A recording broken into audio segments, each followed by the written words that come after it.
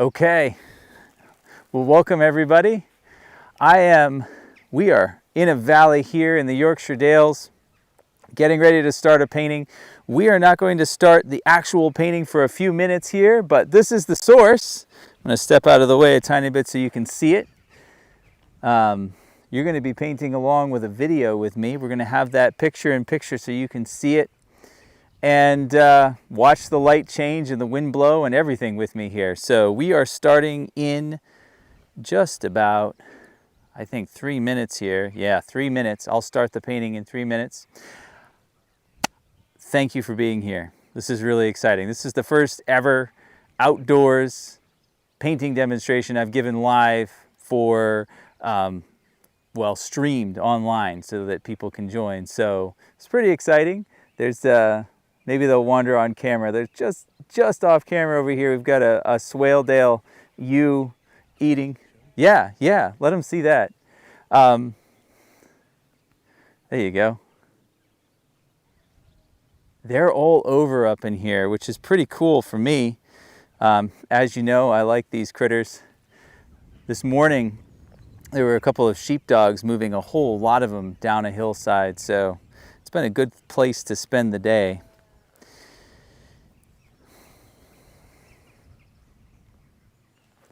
And there are some tucked under that tree as well, so maybe they'll come out and wander into the painting. They spent a lot of time under there for our first painting today, so. Okay.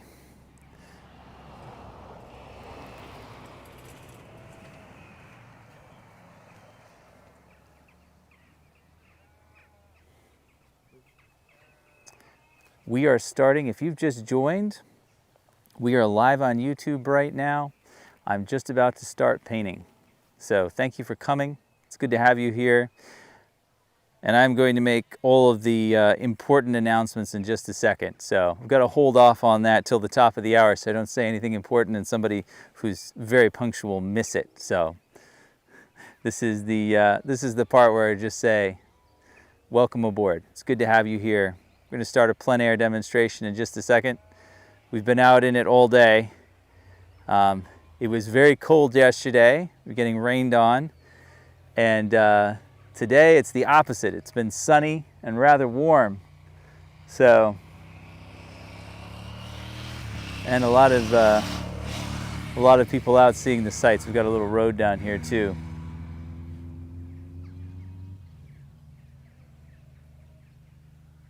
Okay, we've got about 1 minute left. I'm going to start the painting demonstration, so make yourself comfortable.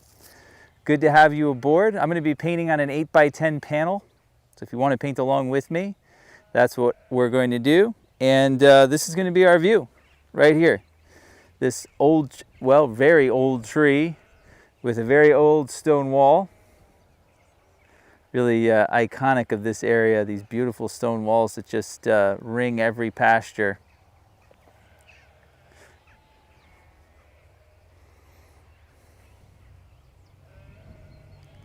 So if you're just joining, welcome. We're going to start right at 10 a.m. or whatever the top of the hour is where you are.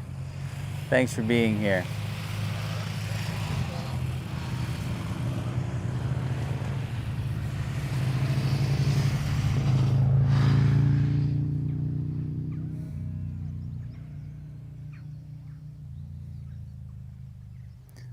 Almost ready. Come on in, make yourselves comfortable. I hope you can stay for the full 2 hours. I'm going to be giving, okay. There's a rule of thumb that an unattended plein air easel will blow over. So I think I'm going to go stand next to mine. But before I do, well, you know what? I'm going to go do the introduction from over there. You can hear my voice. Look at the scene. That's what we're going to be painting. But I do want to make a couple of introductions as we're getting started here. First of all, Emily is here with us. Emily's in the chat. So you'll see her, Emily Swanson. There's a yellow background to her profile picture. She can help answer your questions. So if you post questions in the chat, Emily is going to be helping you. Brianna and Hannah will be helping as well. So you can ask your questions in real time here as I'm painting and get your answers. Also, I've got Joe here with me, Joe Hawkins, and he's running all the cameras and he's keeping an eye on the questions as well. And if there's one that, that Emily thinks would be better if I answered it rather than Emily answering in the chat, Joe will ask that question to me and I will answer it as well. Okay, and we've been getting buzzed by fighter jets all day. I don't know if you can see those going by.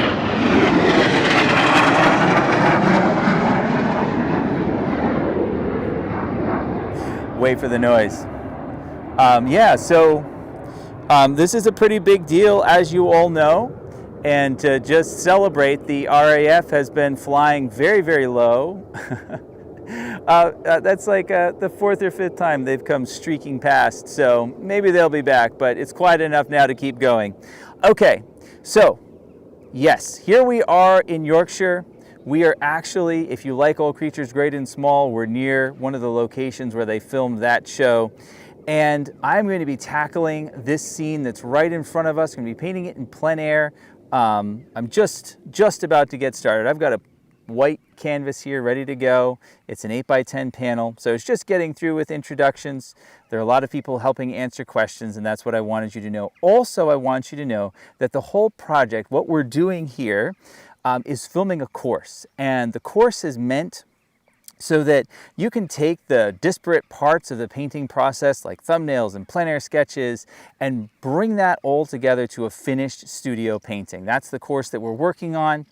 And that course is open for registration with early bird registration. And there are three things I want you to know about it before I get started. Number one is it's lifetime access. So this isn't part of a membership or a monthly payment or some other program. It's a one-time purchase and then you have access to it forever.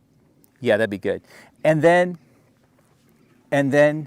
in addition to that, the other thing that I want you to know about it is meant for oil painters to paint confidently animals in the landscape. So we're taking plein airs and we're going all the way to a finished studio painting. So I've been out in the field for days now. We've filmed a couple of plein air demonstrations. I'm going to take those into the studio, and then we're going to film hours, however long it takes to complete a finished studio painting. So you'll be able to watch the process, talk about the gear, the photo shoots, all the things that you need to know in order to create an animals in the landscape painting. So that is number two. Number three, the thing I wanted you to know about this course before we get started is it has a happiness guarantee. So it is obviously not my intention to trap you into this. If you buy into it, you register for this course, and it's not a good fit for you, you have 90 days, so 3 whole months to change your mind and ask for a full refund, and we'll give it. So lifetime access.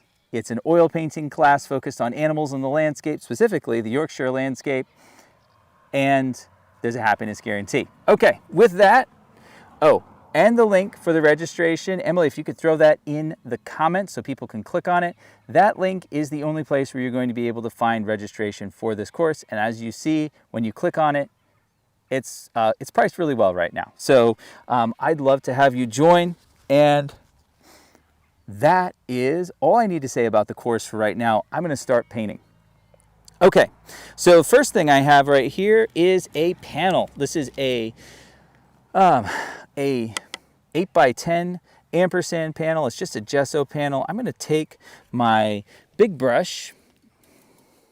And this is a number, this is a number 12 flat. Ultimate Long Flat by Rosemary, and I'm actually going to tone this canvas. Now, if you just painted plein air with me, you might be a little bit surprised to hear that, but I'm finding for everyone, it's a little easier to follow along if we kind of split the difference. So we're not going to do a bright orange tone and have that really strong color that we're trying to work into the whole time we're doing a plein air, because the goal of plein air painting is color catching, right? I want to get these colors as they go by. So that is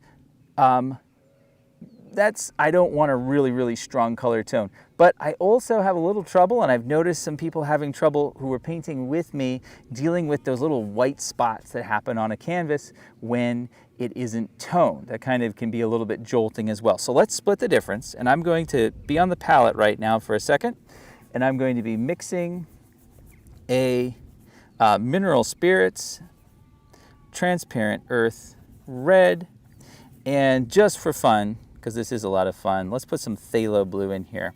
By the way, while we're doing introductions, let me just introduce the colors that make this all possible. So we've got titanium white, and that's a fast dry. Titanium white, fast dry, that just means these plein airs dry out faster, and it's easier to fly home with them. This is Hansa Yellow Light, replacing Cadmium Lemon.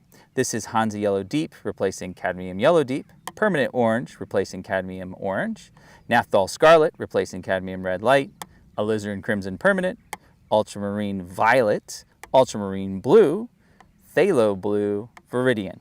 And then, obviously, this is my rainbow. Just gorgeous colors here. Very, very bright, very intense. Down here, I call this the gray wing. These are the grayer versions. So this gold ochre is like the gray version of basically these two. It's a very orangey kind of yellow, but it's not very saturated. It's a more dull color. The same with this one. This is Transparent Earth Red, and it's like orange. And it's darker and, again, grayer. Ivory Black. Love Ivory Black. I'll stick up for Ivory Black any day.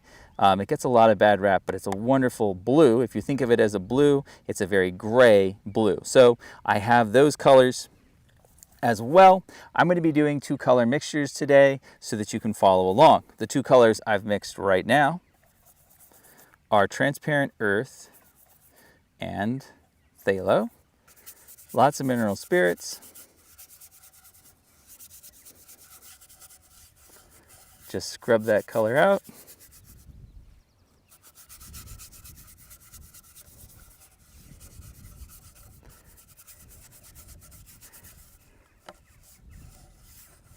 There we go. Okay, so the next thing I'm going to do is just take one of these paper towels and wipe off all the excess. I do think about composition when I'm painting plein airs, so because of that, let's go ahead and just keep with this big number flat brush,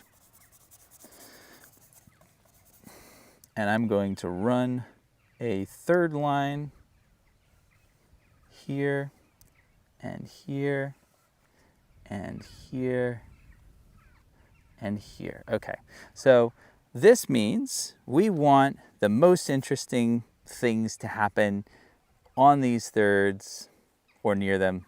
We want the most interesting lines to run through on these thirds or near them, right? And I'll go into composition more in the course, but for now, the rule of thirds is just a really great way to lay out a piece. Now, if you look up there with me, and you can see that tree, it is back in the sunlight, and there is a grazing Swaledale ewe right there. And I have this great big rented lens, and I'm just going to grab a picture of her while she's there. And that's one thing about painting plein air. I have a camera on hand, and I am constantly taking pictures. So anyway, this painting may end up being the studio piece, and I want to be ready. Okay, so I'm going to keep going with this color, and I'm just going to start. Could you just explain the idea of the reference, what the people are looking for reference photos? Could you just explain what's going on with the camera? Okay, so this camera right here, I'm in front of it right here, this is the reference photo. So there is no photo. You are painting from life with me. So if you're watching this happen, taking a picture and putting it somewhere didn't seem like a very good idea to do a plein air demonstration because the light's going to be changing. You've got the animals moving in and out. So this video stream right here is the reference photo for this paint along. Of course, I haven't frozen it, and that's just one of the things about a painting. About painting from life. It's going to be changing as we go. Okay, did that clear it up, or we're good? Okay, very good. Okay, so the first thing up here on my canvas I'm going to do is I'm going to lay out just sort of the basic parameters for this big tree. I do want the big tree to be my center of interest, the big mass in my painting. A couple of things about it. I want the tree to look really big, so I don't want to include the top. So I'm just going to run that tree off the top, that main tree that's right in the center of the video. I'm going to cut the top off. I'm going to crop it. And that's going to make it look taller. If I'm looking at the bottom, it's kind of hard to see the top. If I'm looking at the top, it's kind of hard to see the bottom. That means that it is a tree that's really tall. And if I kind of fake it and paint the top and the bottom, it's not going to look very big. And that's just the way it is when you're composing trees. Okay, and then I'm going to have that fence run up. By the way, I did thumbnails this afternoon to make sure this would work. I'm going to have that fence run up along this third, and it's going to be just sort of curling over that hill over there. And I'm just moving the hill a little bit closer. Okay, so those are important shapes number 1 and 2 here, but I also want to make sure, I like this being on the third, but I don't want this to be centered. So I'm going to move the tree and just make sure that this space here is not the same as that space. You see what I'm doing? I don't want this to be a perfectly centered tree. I'm good with this running down the third, but I'm just going to move this over here. Got that big, nice sweeping gesture curve of the tree here. And then this is all shadow. And now, here we go. The easy part. What colors am I using? If you're wondering, it's Hansa Yellow Deep. Oh, wait. No, we're still using Transparent Earth Red and Phthalo. We've got a really nice green there. So this is Transparent Earth Red and Phthalo. And I am just using quite a bit of mineral spirits to get that shape out. I am just going to hold this up for you. There was no way to get it on camera comfortably, but that bottom thumbnail sketch right there, that's what I'm referencing.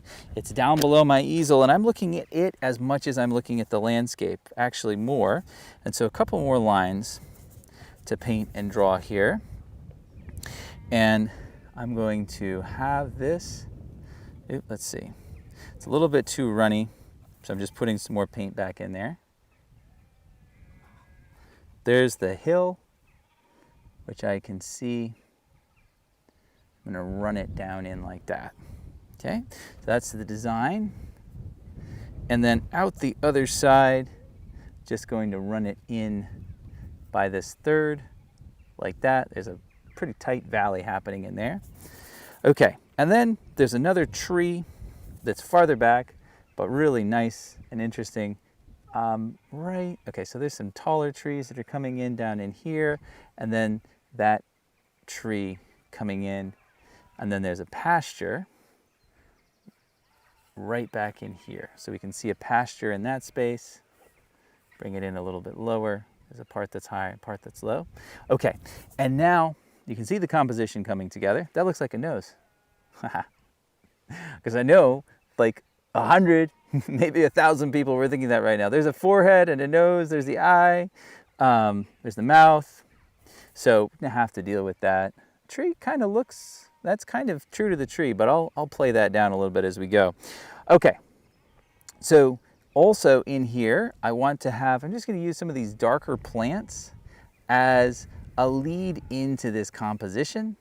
So there's the stone wall, there's the shadow, here's the tree, there's the hill on the left, there's the hill on the right, and here's this tree right here.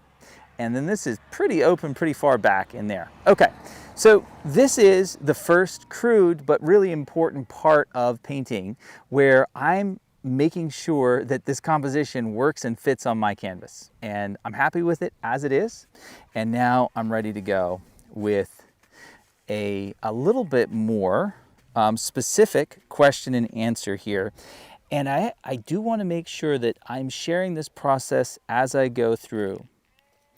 You know, it's the same in the studio. So especially if you sign up for the course, you're going to hear this over and over again. But even if you don't, I want to make sure you leave with this. The first thing you want to do is compose. Once you've composed, here's the question you ask. Are you ready? Where's my lightest light? Where's my darkest dark? You've got to ask that question. Now squint at the tree with me, and the tree is just so dark compared to the rest of the landscape because it's close, right? And you can see the atmospheric perspective. It's so cool to be out here with you in this camera because you can see how faded those distant hills are. That's atmospheric perspective. There's a lot of air between us and them that we're looking through, which is making them look pretty gray, pretty faint. And then we're not looking through very much air between us and that tree, so it looks very sharp, very distinct. Okay, so that's what we're seeing. So the darkest dark, I'm going to call as being the cast shadow of the tree down onto that wall. This is a rosemary number 4 ivory long filbert. So everybody knows it's a number 4 ivory. Love these synthetic brushes. And I am going to mix this first color. I'm not going to obsess about it. I'm going to take transparent earth red and viridian, put those two together. That's going to give me a value that's something like a number 1 value. A number 1 value,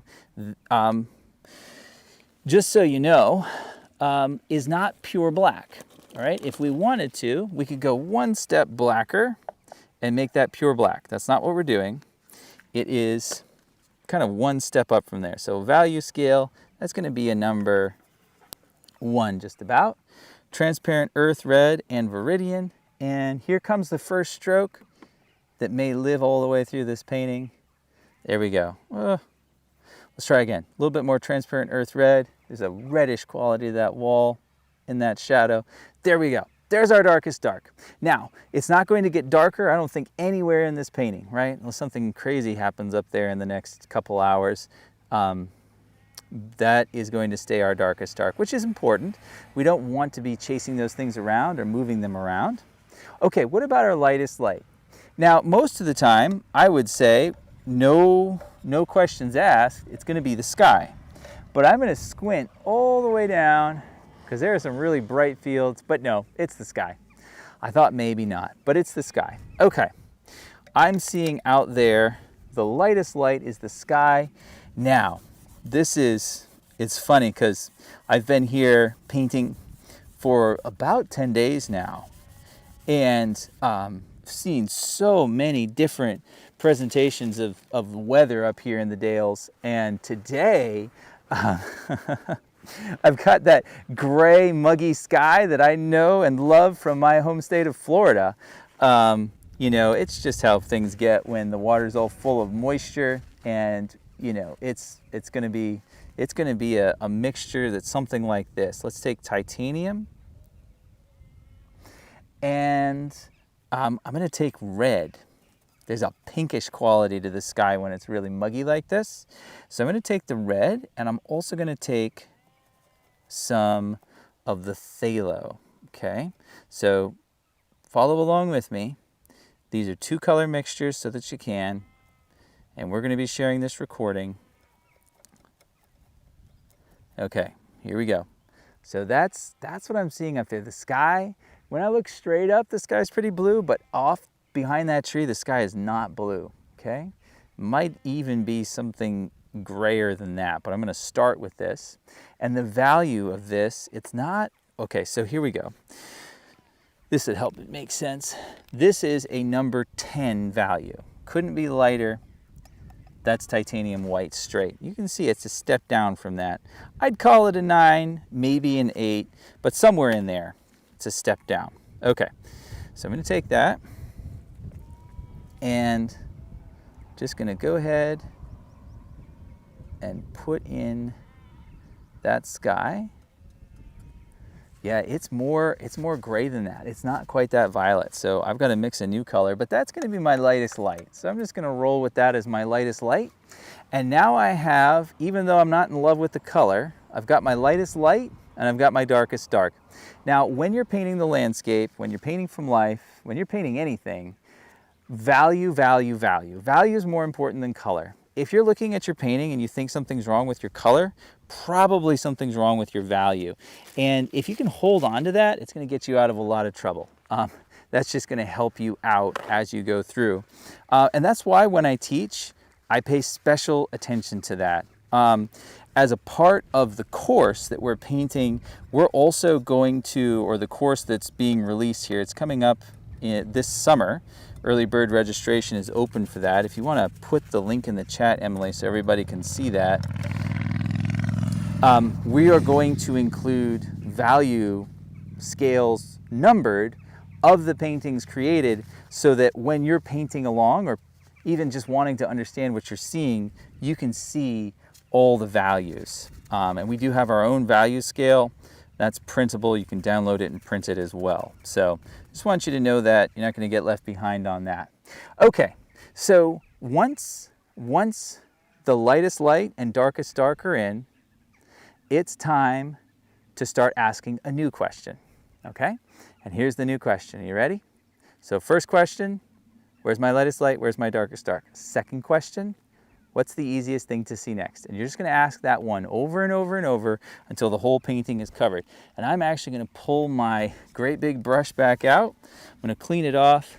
And I just want to check in with Joe real quick. Any questions that I should answer right now that you've seen go by? Nothing that hasn't been covered. Okay. Some people asking what you said it was, but I think it's been answered. It's a Strada easel. Yep, Strada easel. And also as part of the course, we have a whole section there with some easel recommendations and a video of me taking my Strada out of the bag and setting it up, so you can really see how it works, not just how it looks when it's set up. Okay, so I've cleaned off my brush. Got a big number 12 brush, titanium, and I'm going to stick with the phthalo. So it's going to be titanium and phthalo. Ooh, phthalo's so strong. I love that about phthalo, but it is so strong. And instead of the red, which kind of gave us a purple, I'm going to add orange, which I'm hoping gives us that hazy gray a little bit better. There we go. Yeah, that's what the sky looks like. Now this is the fun thing about painting from life, and I encourage you to do it post haste. Get painting from life, because you don't have to second guess yourself. If you were looking at that picture in a photo, well, I'm sorry, if you're looking at that color in a photo, you might look at it and go, oh, I don't know, it looks kind of grayish orange. Should a sky be grayish orange? Well, yes, it should, if it is. If you want to capture the feeling of the day that you're in, I'm just going to pop that up there for a second so I can get underneath. There we go. If you want to capture the feeling of the day that you're in, paint what you see, right? That is the delight of being out here and painting from life. I am painting what I see. This is, if you miss this mixture, folks, this is just phthalo blue and permanent orange and a lot of white. Got a value number 9 out of that one. Yeah, and I'm looking up there, and I think maybe just one pass more with that orange. I'm just putting a little bit more orange in the mixture. And this is one of those things where you're just really responding. I'm really just responding. I'm glancing up there. By the way, my body's turned, so I'm looking over my shoulder when I'm painting, because I've got to keep, if I spin this too far this way or something like that, we're going to have direct sunlight. So I'm facing kind of away from my source and looking over my shoulder, which I think kind of helps too. Not that I would set up that way on purpose, because it's kind of a pain, but kind of helps to get making sure I'm glancing back and forth between the painting and my source. Okay, so there are my oranges. That was the easiest thing for me to see next. What's the easiest thing for me to see now? Man, I don't know. Let's see. What's the very easiest thing for me to see next? I am going to grab a hold of this distant hill. If I squint, it's almost the exact same value as the sky, which is crazy, but it's true. And you can see that too. If you squint back there, that's what you can see. All right, orange and phthalo still, just more orange and more phthalo. And I'm going to put a little bit of medium in that. These plein airs tend to be one-layer paintings. I don't like to do anything to them after they come out of the field.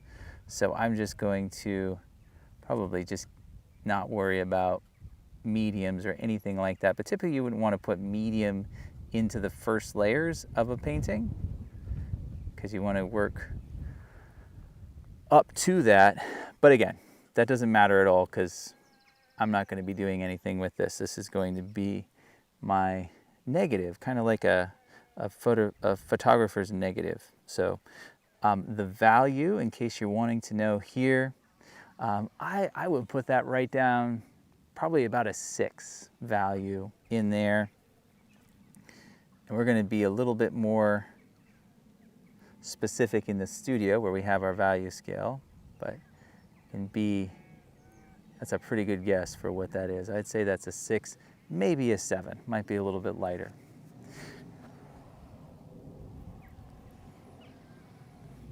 Okay, I'm just gonna round off, soften that edge just a little bit more before I move on. Okay, so the colors for the sky are the colors for the distant mountain, or the distant dale, the distant moorland out there. Keep my terms right.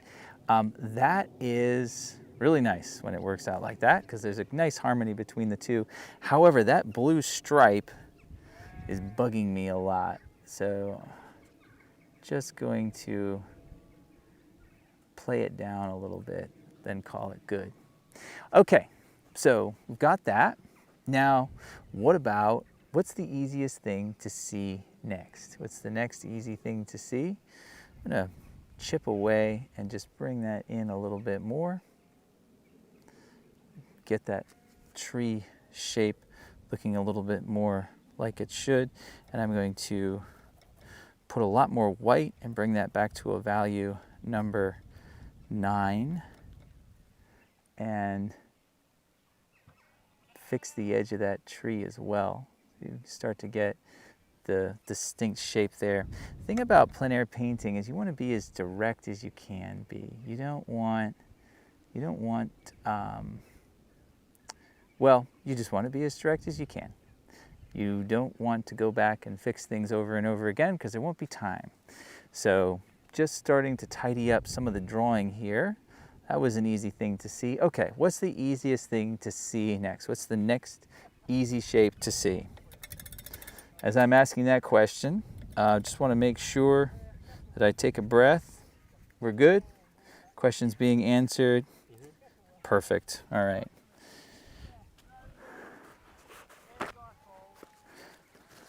So far, I've only used the flat and this 4 filbert. So the big 12 flat and the 4 filbert.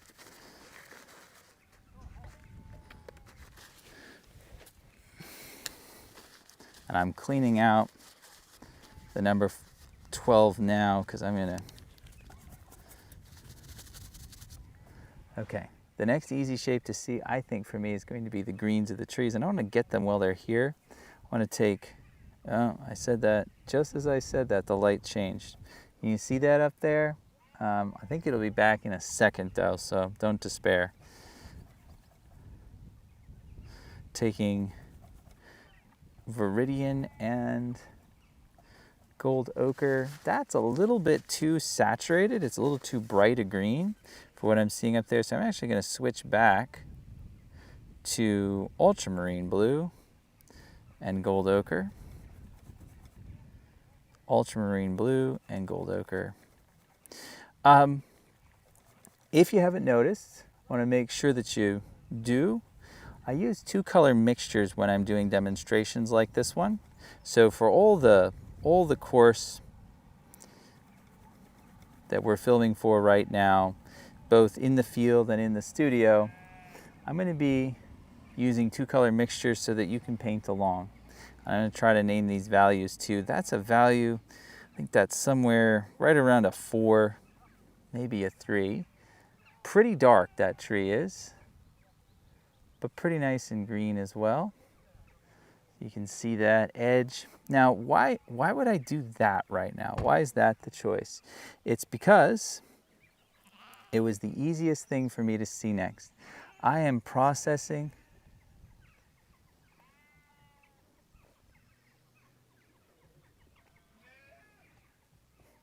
We've got a car parked in our shot.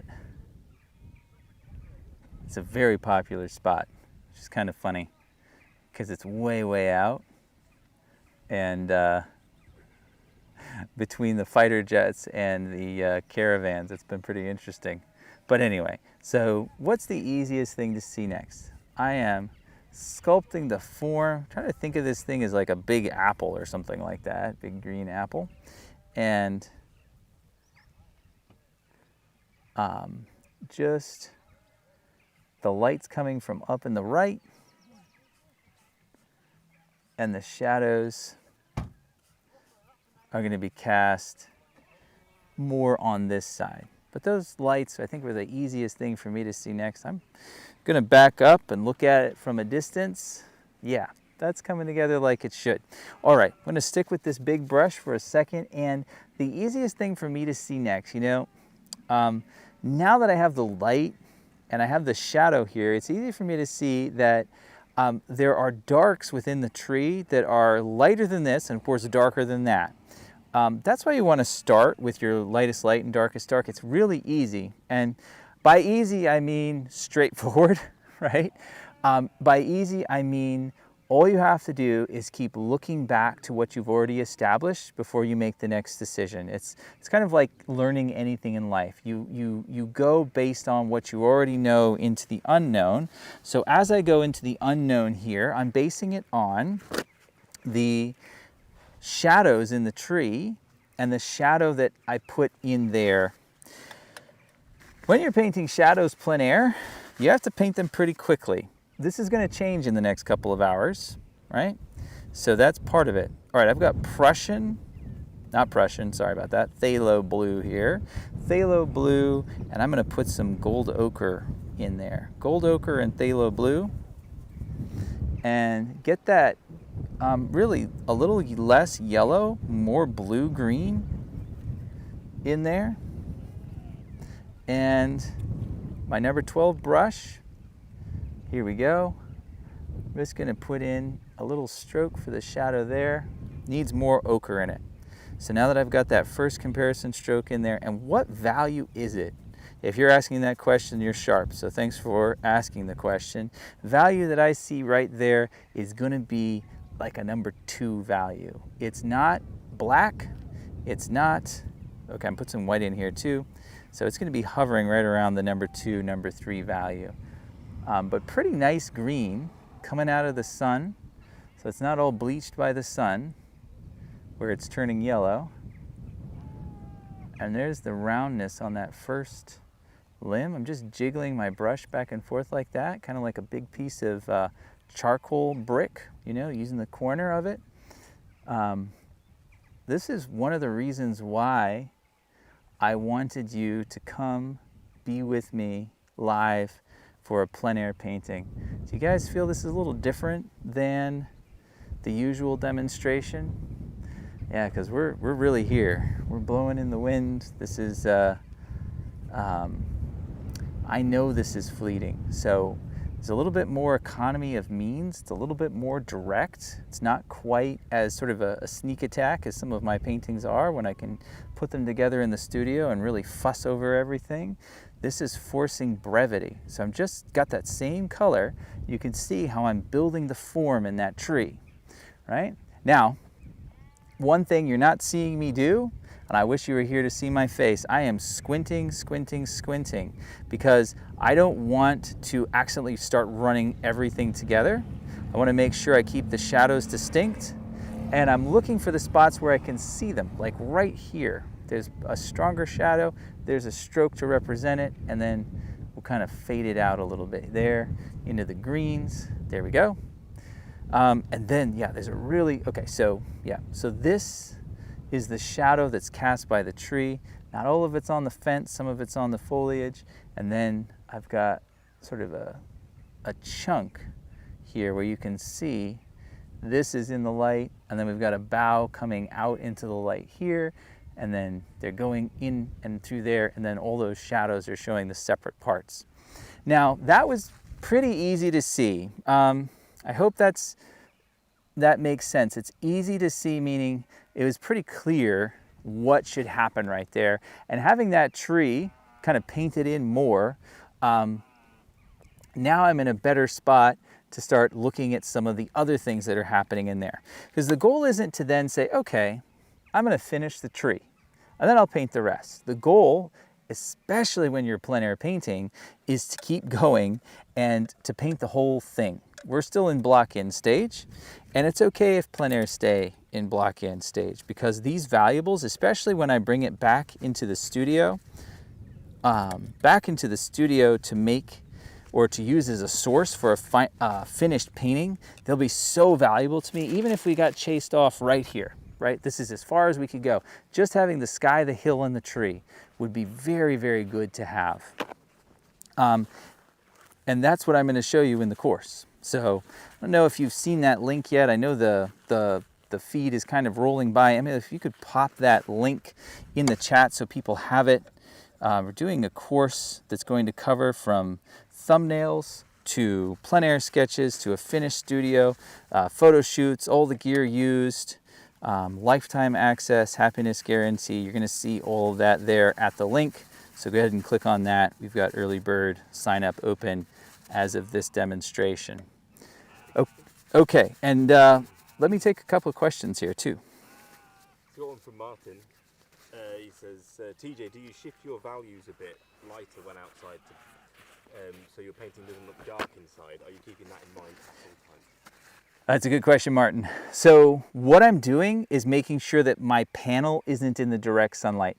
If for some reason there was direct sunlight shining on my painting, it would be pretty dark.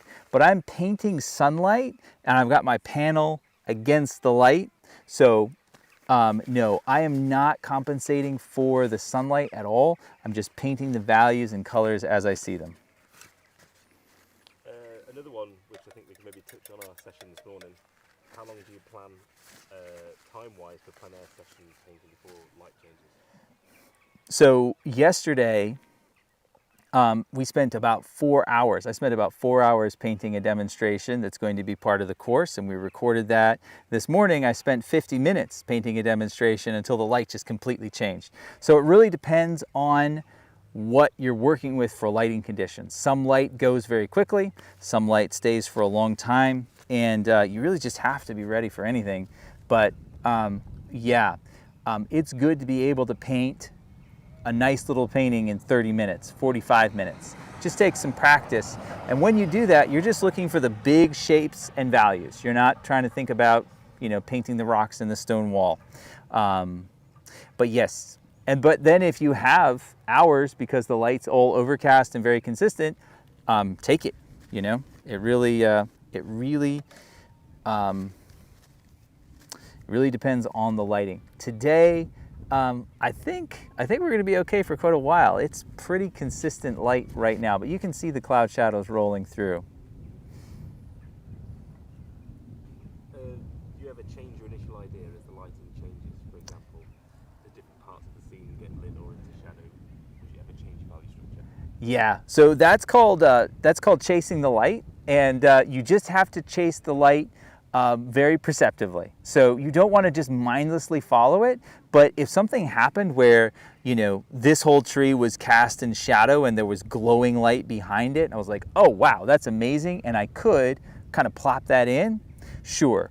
Most of the time, you're trying to pick whether you want it to be in light or shadow. If you have it changing, I'm not going to be painting this into the shadow back here. I like it like that. I'm going to leave it like that. But yes, I do. If something happens and it's too good to pass up, I'll put it in as quick as I can. All right, I'm going to take some, thanks Joe, and thank you everybody. I'm going to take some Hansa Yellow Deep and some Ultramarine Blue, some white. Let me tell you what I'm mixing right now. I am mixing a grayer green because I'm going to put in this tree back here. Now it is grayer because I'm using Ultramarine Blue, and there's some color to come in here, but I'm going to get this block in done. So this tree back in here, love it. It's right sort of overlapping that field back in there. Let me just scrub that color in for a second. There we go. Okay, and then of course there's some shadow back there too. Let me see, I'm just going to add some white to my phthalo and, I think that was phthalo and gold ochre, must have been. Phthalo, gold ochre. I'm adding some white because as these shapes go back, they get lighter. Oop, even lighter. There we go.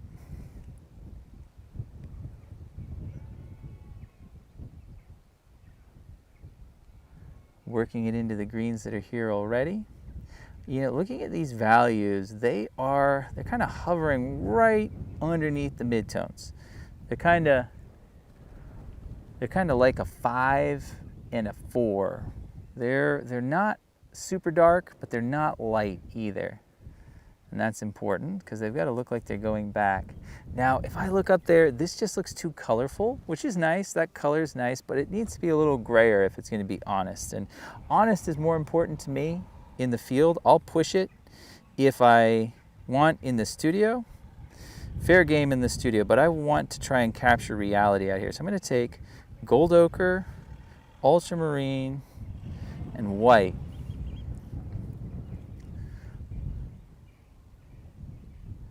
Put that in there. And you know, this is one of the reasons why I'm so excited to do this course.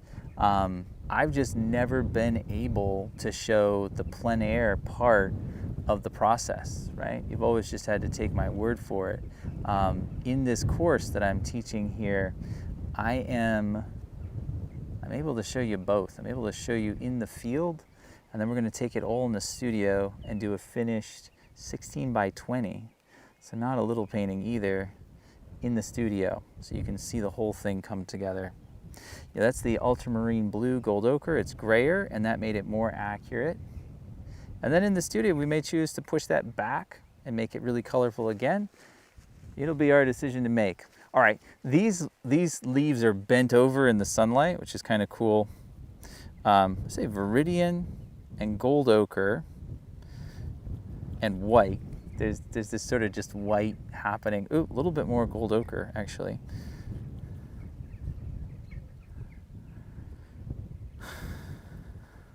Right. Oh, maybe that's a little too, that's going to lose its identity as a vertical plane. More on that, but let's just bring that back a little bit. But a little bit of that light is nice because that's what's happening. As those leaves blow, it's kind of spin kind of a gray white in the light.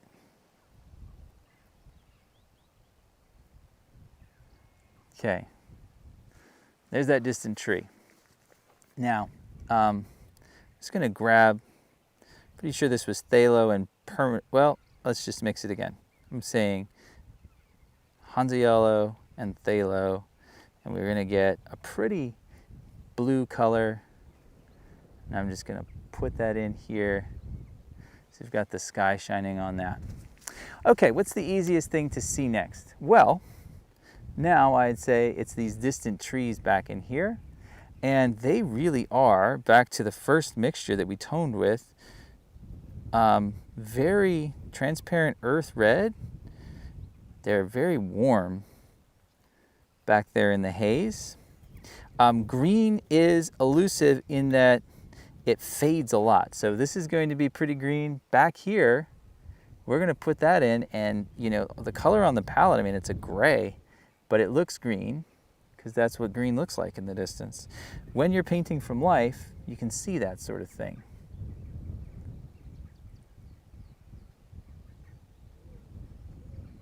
And paint what you see, folks.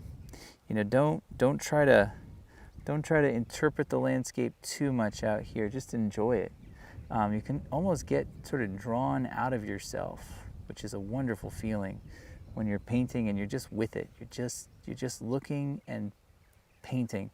Takes some practice, takes knowing the color mixtures, takes some you know, maybe some hard days in the field, but it'll come, and it's really, really pleasant.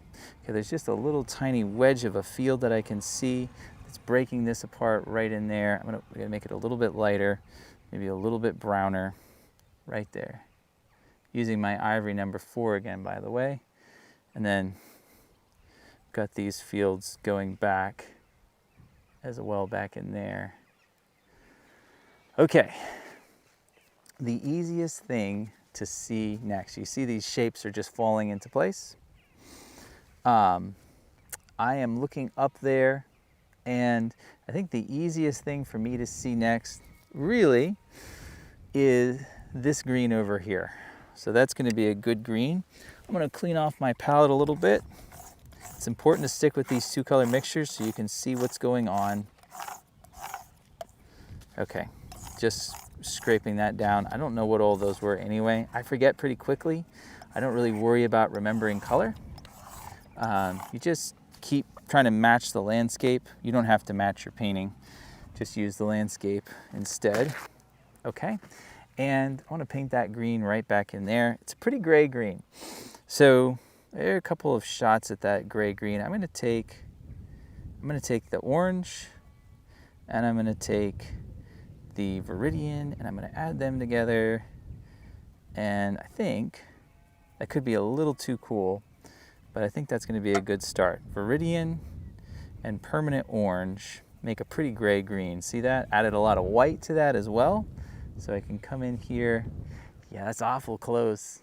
I don't know, maybe a tiny bit more orange, actually. A little bit more of that orange. Value's got to be right. Remember, if you have a color problem, you probably actually don't. You have a value problem. What value is this? This is, man, it's like right there at 5, 6, somewhere in there. Mid-tone for sure.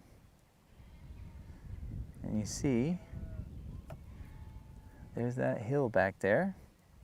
As it comes toward us, it definitely gets greener, right? That's what you're going to have happening.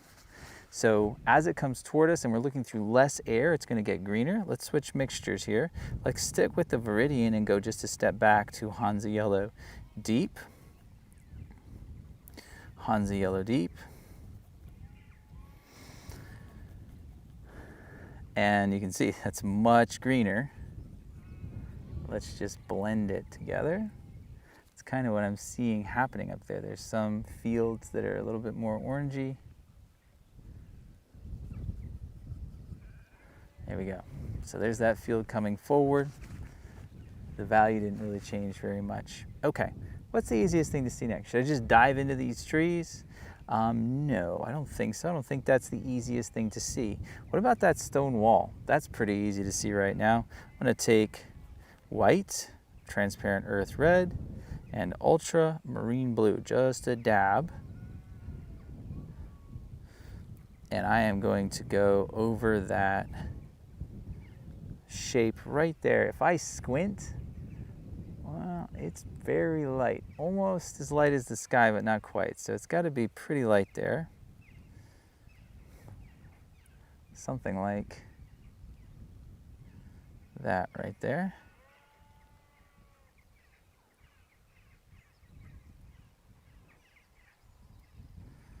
Okay. It doesn't quite look right. It doesn't look brown enough to me. So I'm just going to add more transparent earth red. This was ultramarine and transparent earth red.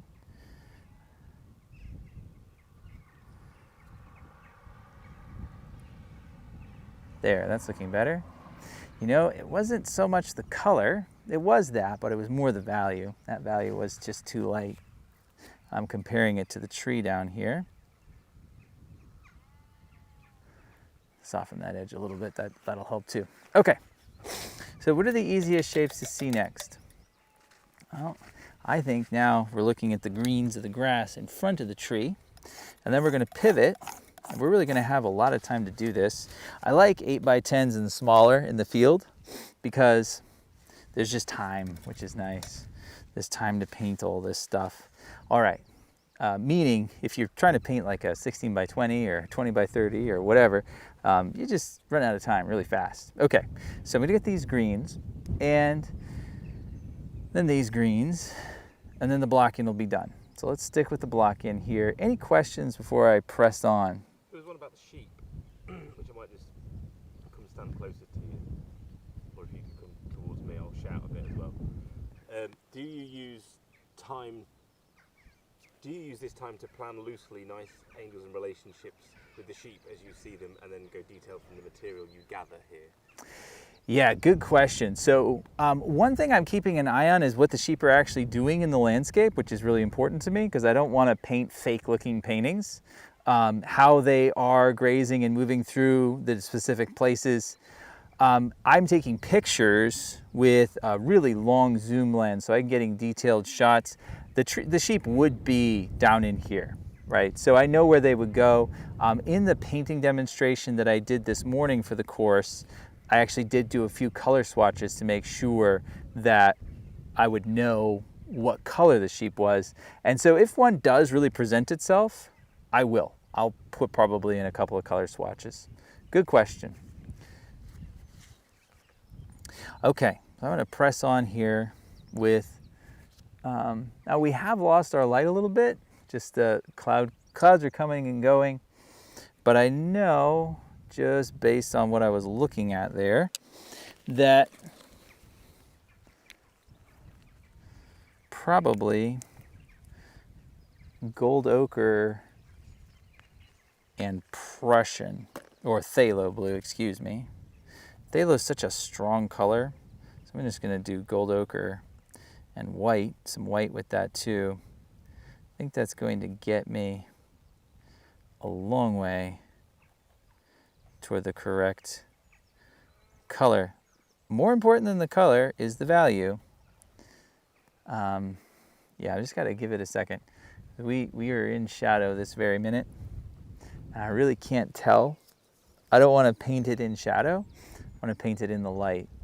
So I want to just give it a second to come back for me. A really good thing to do when this is happening is then to have something to paint in the, if you're waiting, look at some other part of the painting, but they're all blocked in. I just really am waiting for this right now. So I'm going to give that a second to come in.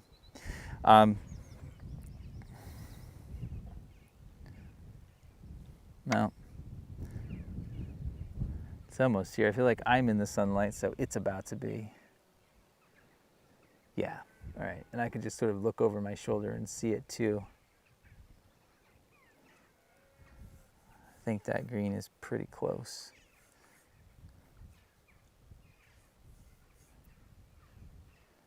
Might be a little bit cool or a little bit sort of silvery using that number 4 brush. Get that color blocked in. You can see I'm just barely putting it on, quite thin.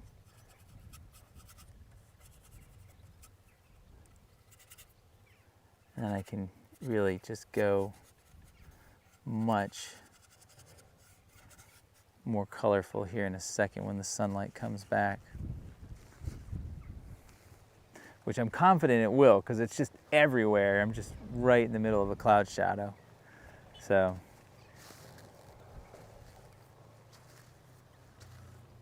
Okay, yeah. There it is again. Okay, and yeah, it's not quite what I have, although it's really close. I am going to go just for the chromatic yellow, so that's Hansa Yellow Deep, more colorful, less gray, and enough white to make sure that's the right value, and just go over. Ooh, that's too blue. Let me fix that. There we go. That looks like what I'm seeing up there. It is, the sheep eat the grass short and the wind is blowing it too. So it's got an interesting kind of almost minty sheen to it. Paint what you see. I'll paint what I see, you paint what you see. Let's just let the landscape be the landscape. I think that's getting it too. Yeah, okay, a little bit more of a yellow maybe in a couple of places. Yellow here. This is just Hansa Yellow Deep, just a little more. But this is the kind of thing, having it in the studio is so helpful. Cameras never will, maybe someday, but not today. Your eyes are better than cameras because you are seeing and experiencing color like a human being. And that's what I'm doing out here. Okay, so there's the block in of that grass. I'm very happy with how that went in. I've got strong sunlight on the field back here.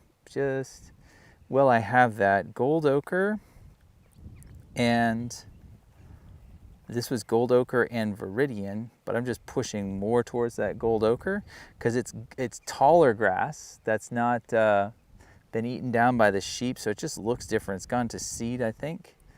That's what you call it. And there's that soft edge back in there.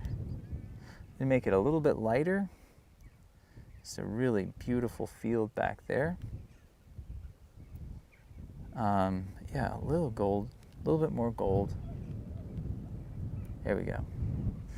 Okay, so you can see this is coming together.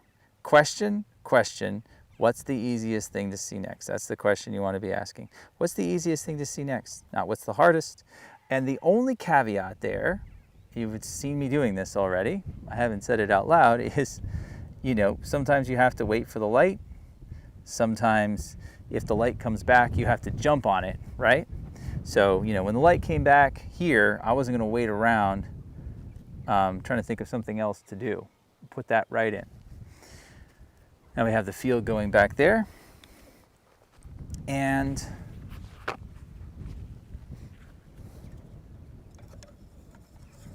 just going to clean off my brush. Now I only have used these two brushes. This is I think it's Eclipse, no, Ivory, long Filbert 4, nice brush, and then my Ultimate Long Flat. One's a synthetic, the small one's a synthetic, the big one's a bristle. And I pretty much, if I have brushes that are working, I just keep cleaning them and working with them. Okay, so what's the easiest thing to see next? We've got a beautiful blue cast shadow that's a really strong overlap on that wall. So yeah, I'm just going to take the ultramarine, transparent earth red, and just let that teeter-totter be between orange and blue, but a little bit more blue.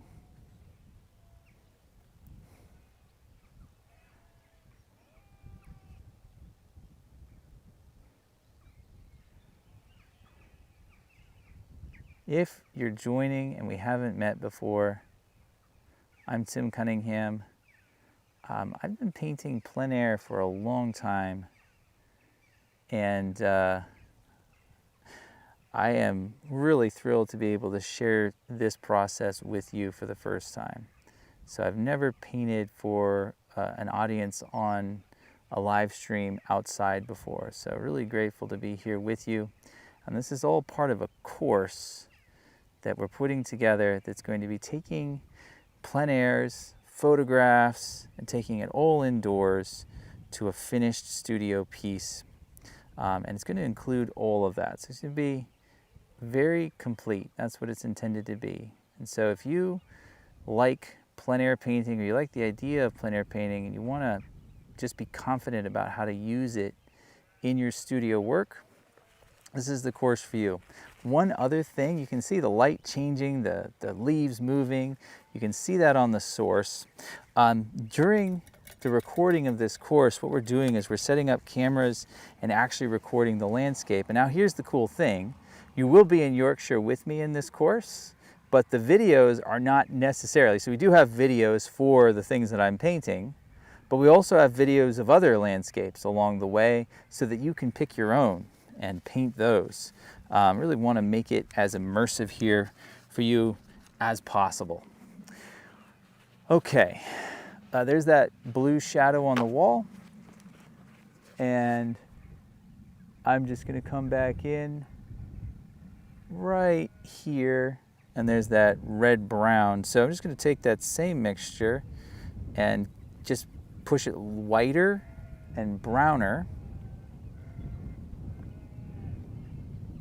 And I'm squinting. It's darker than that field back there, but it's quite light. It's not very dark. It's like the same value as this grass in here, and a little bit darker than that grass behind. So that's what we've got going on there. And I'm going to soften that transition in here as well. Good to take a step back and look at the painting, but that's holding together like a wall.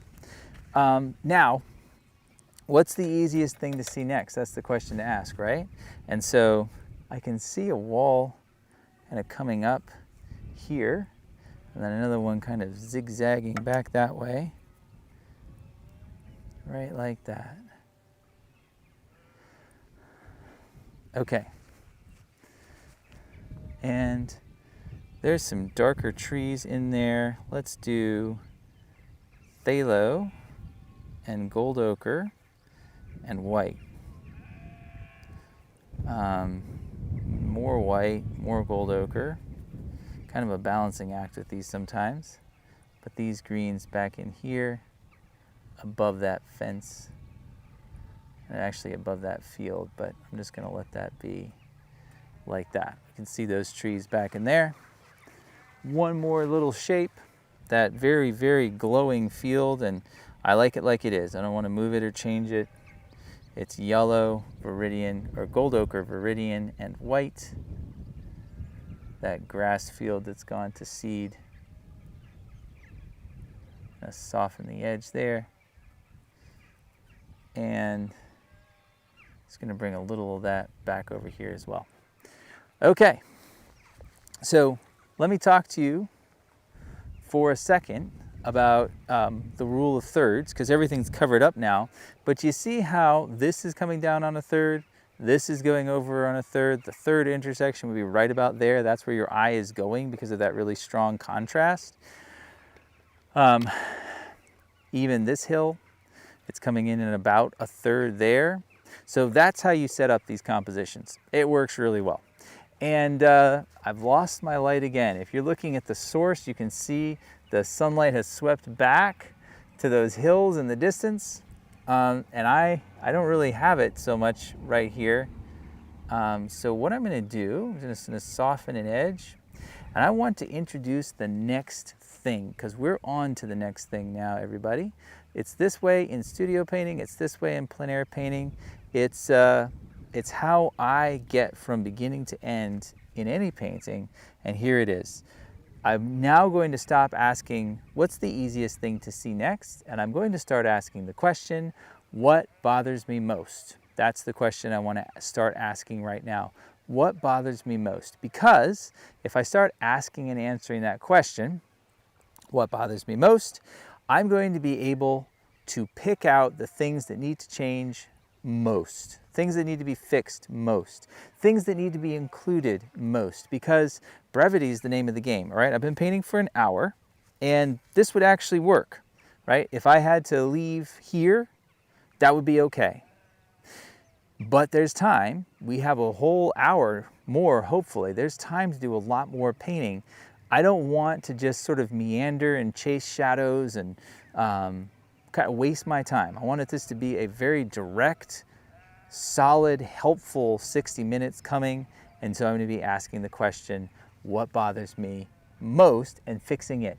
And believe it or not, what bothers me most is I just don't feel like the tree is green enough anymore. It was so green in the beginning, but colors are relationships. And as the other colors have come in, it just feels like it's a little too brown. I don't know if you guys can see that too. So I'm going to mix up a greener green.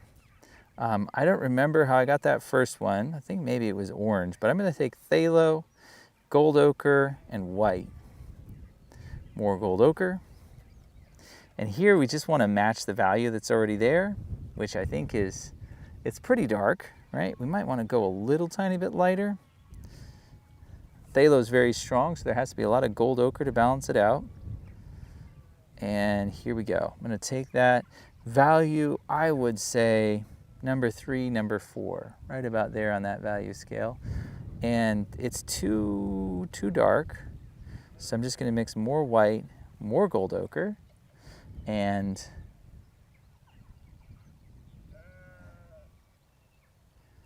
that green,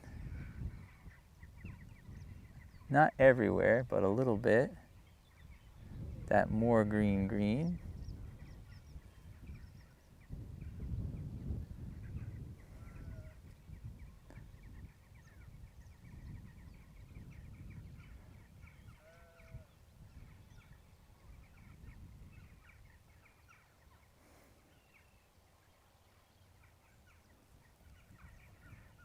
go. I'm just putting little bits of this in, trying to present what I see up there when I glance at it. One thing I would encourage you to do, even if it's just an iPhone, take pictures throughout. Don't take one picture because the light changes, you know? So you don't want to take a picture, just one at the end or just one at the beginning. Take them throughout.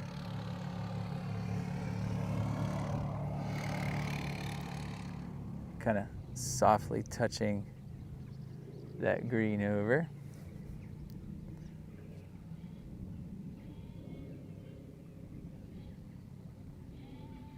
A little bit of a softer edge right in there.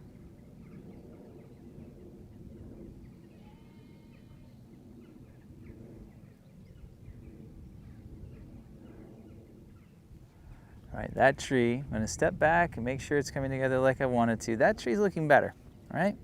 And it's just painting what I see. That's all I'm doing. Trying to get these things to land in the right spot. That's drawing. I'm squinting a lot so I can see the value. That's value. And I'm glancing a lot at the color. It's good to glance at the color. How are these colors comparing to each other? I want to make sure this doesn't get too light, so I'm squinting, but I think that is okay. Coming down through here. Any questions that I should answer right now?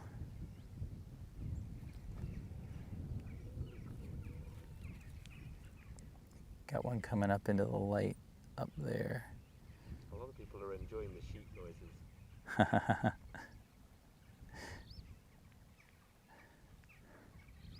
Enjoy. They are all around us, and they've been really close. We've got some really great pictures of them. Oh, you got one right there. There's one grazing right down there. I think you can see it. Yeah. Yeah, somebody was asking if you used like a shade umbrella. Sometimes, most of the time I just orient myself, and this is really terrible, and I'm actually too old to be letting this happen anymore. I know better. I know about skin cancer, but what I'm doing right now is I've got my easel oriented so it's not facing the sun, which is allowing me to paint really in the dark, which is good. And then I'm getting a sunburn on one side of my face. That's what I'm doing right now. So you'll see that in the course. You'll see that one half of my body is very pink because I'm standing very still here and not getting an even, well, it may turn into a tan eventually, not getting an even burn at all. But I won't forget sunscreen again. I was actually just worried about being cold over here in the Dales.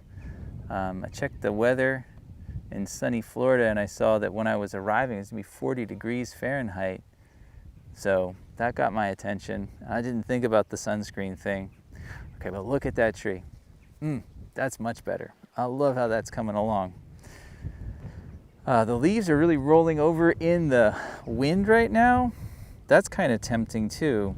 Just a little bit of white along those edges, some more white, and we get some of that sort of, what happens is the undersides of the leaves are lighter, and so they're getting turned over, and we've got that look of wind in the trees.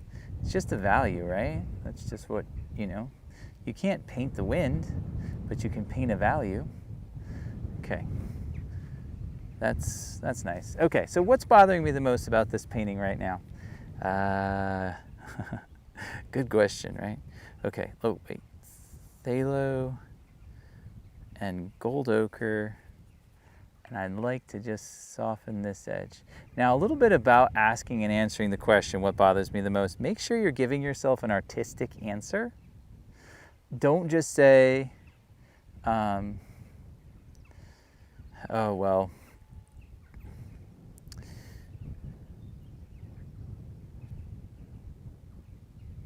it doesn't feel like it's the right temperature. Like, I can't feel the heat in this painting. It's a hot day, I can't feel the heat, right? Okay, so that's not very helpful. It would be really helpful if you said, oh, it's the wrong color, right? That's what you want to be shooting at. You want to be looking for something that could be explained in these categories: drawing, value, edge, color, something like that. Don't make up ghosts for your poor brain to chase through the painting. Just give yourself really specific things to work with. So I am bothered now by the fact that there's some, it just feels a little high key. I'm mixing Hansa Yellow Deep and Phthalo, and I'm just going to push some of those little shapes in there a little darker. You can really see into the core of the tree. And keep the edges kind of soft while I'm doing that. Okay, I see another one of those right up in here where that edge turns around. There we go. And I see another one right in there, squinting, finding these. Can we just, can you just point out to people about the size of the lighting in the corner of the video? Because people are saying it's too small to paint on, but obviously they're worried that it's going to be that way in the video. Could we just make it's a live stream limitation?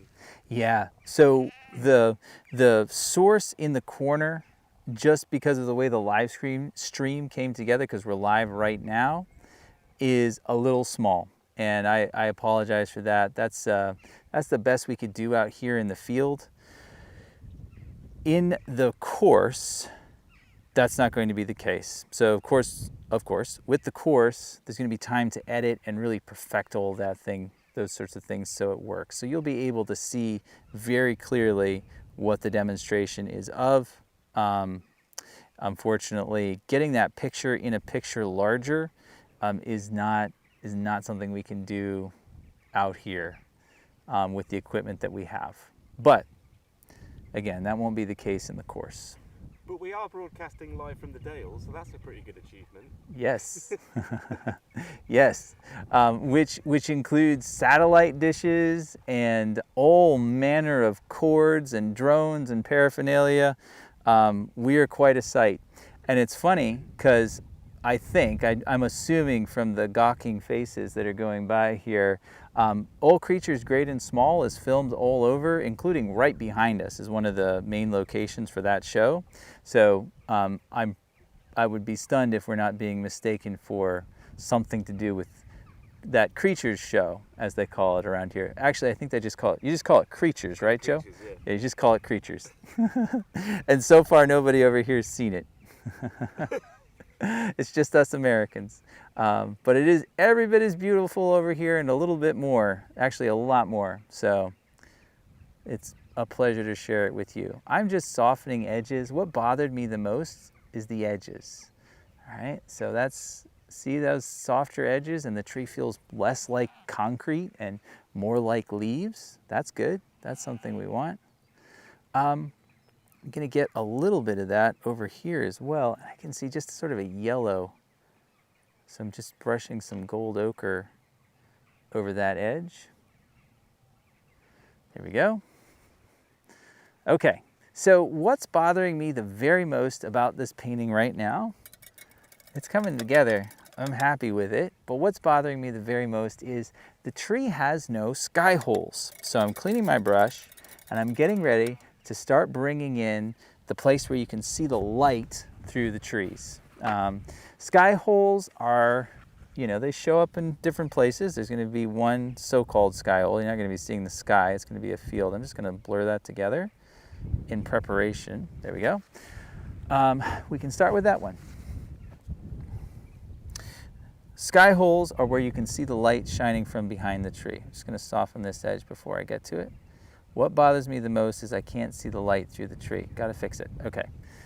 So just those edges are in, and now it's time for this field going back behind. Gold ochre and ultramarine blue and a lot of white. Now the thing about light through the tree is it's never going to be as light around the tree, meaning if we took this color and we just plopped it behind the tree, it would look weird because it's got to be darker than that. It can't be the same exact value. That's not how light works. We're actually, when we see a color, we're seeing the light bounce off of something and back into our eye. The tree's stopping some of that light, therefore these pieces within the tree are going to be quite a bit darker. So I'm going to put, if I squint, there's a really important one right in there, up against the trunk. And that actually might be a little too, yeah, it is. That's a little too light. Do you see that? See how it just kind of sticks out, doesn't look real? More gold ochre, more ultramarine. Let me make that a little darker. At least around the edges. Okay. And it comes along in here as well. Okay.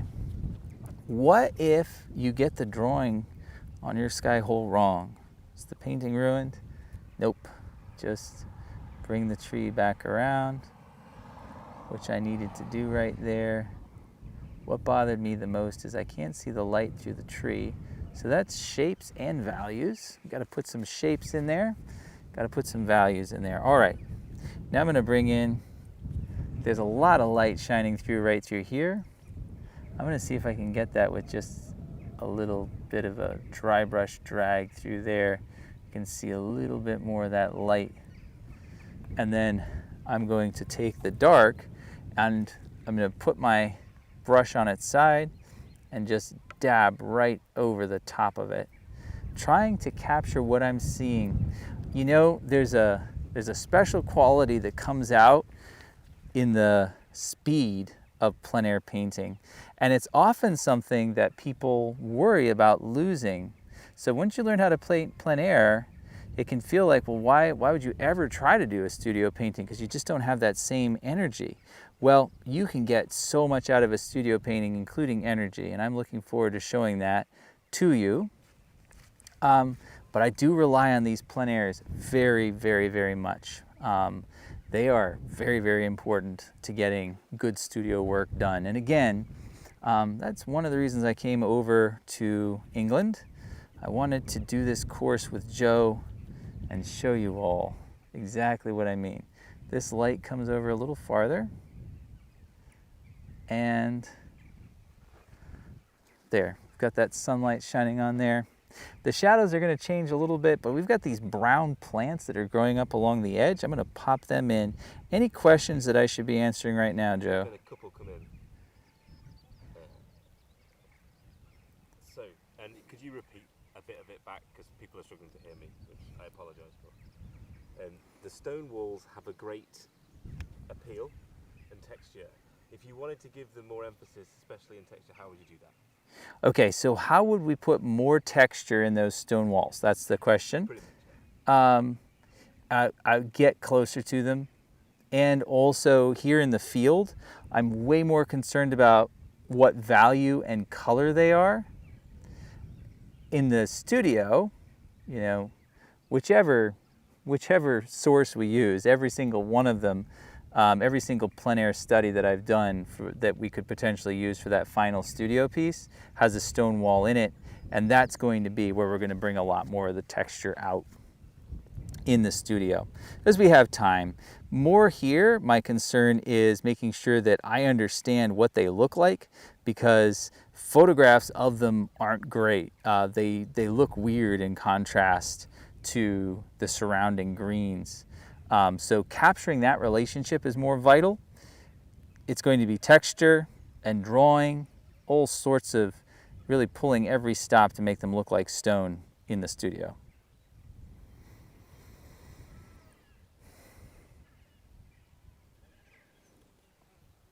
Okay, got a couple more.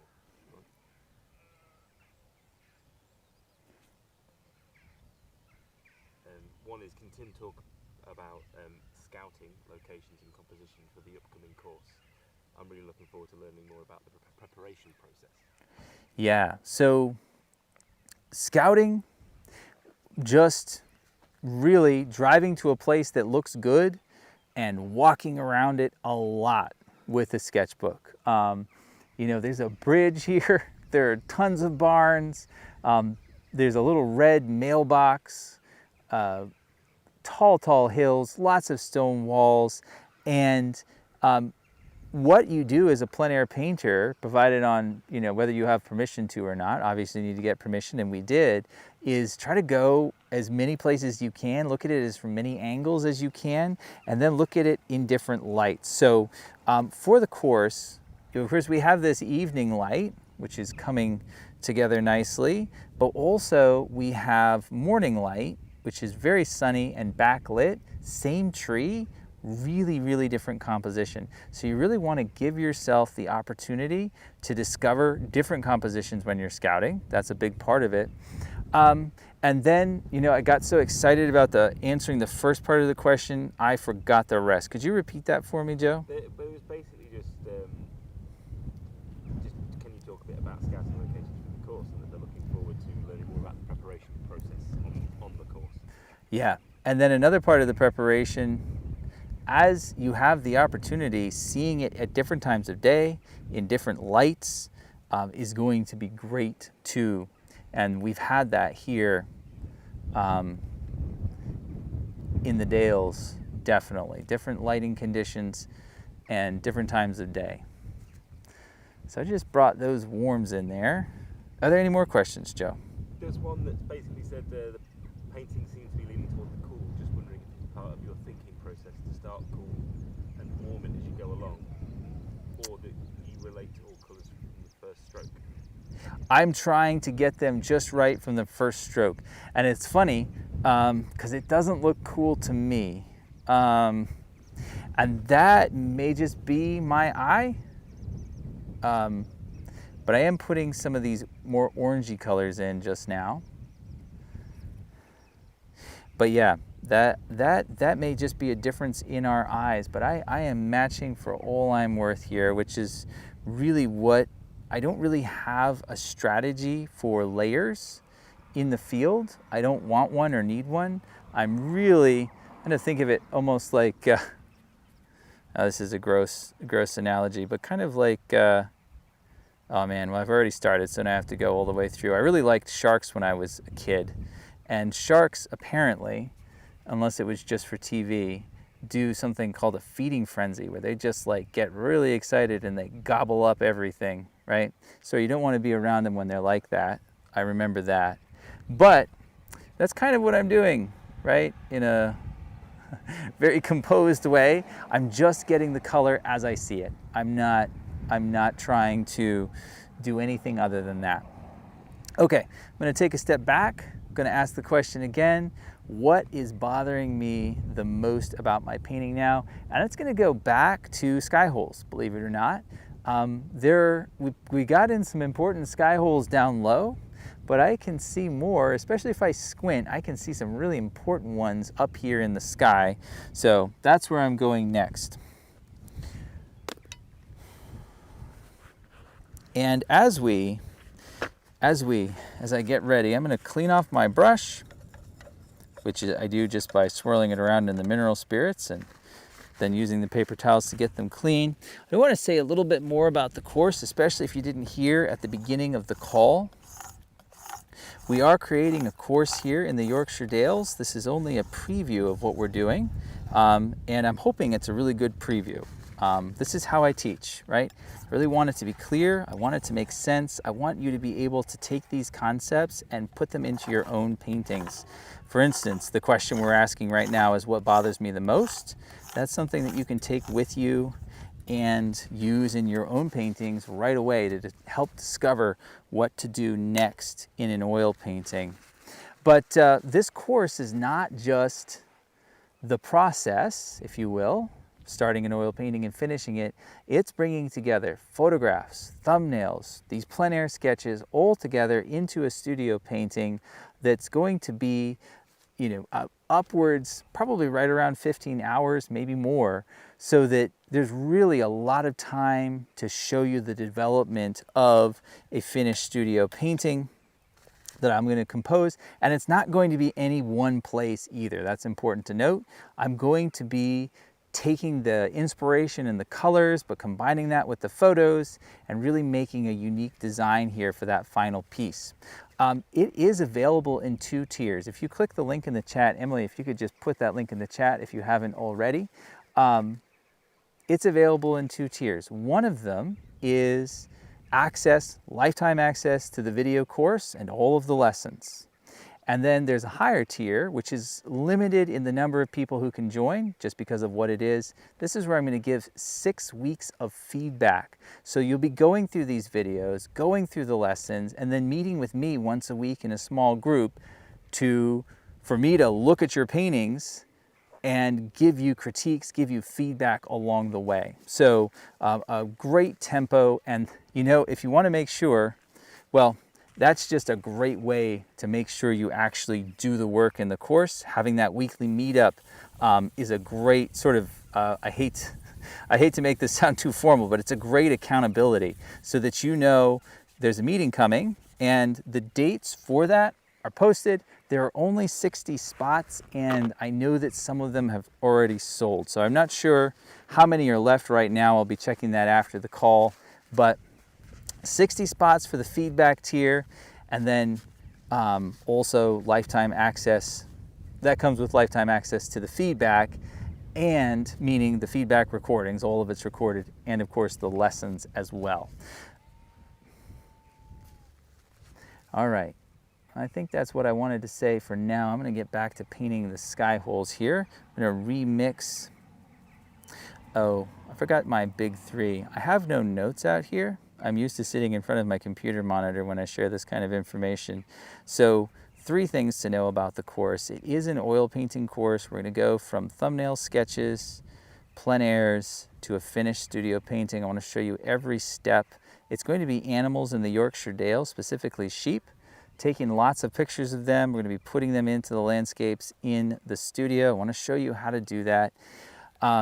Also, number 2, it's lifetime access. You have lifetime access to this course once you buy it. It's not part of a membership or a monthly payment or anything like that.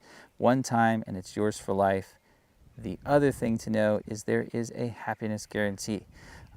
Again, the goal here is not to trap you into a course that isn't actually helpful.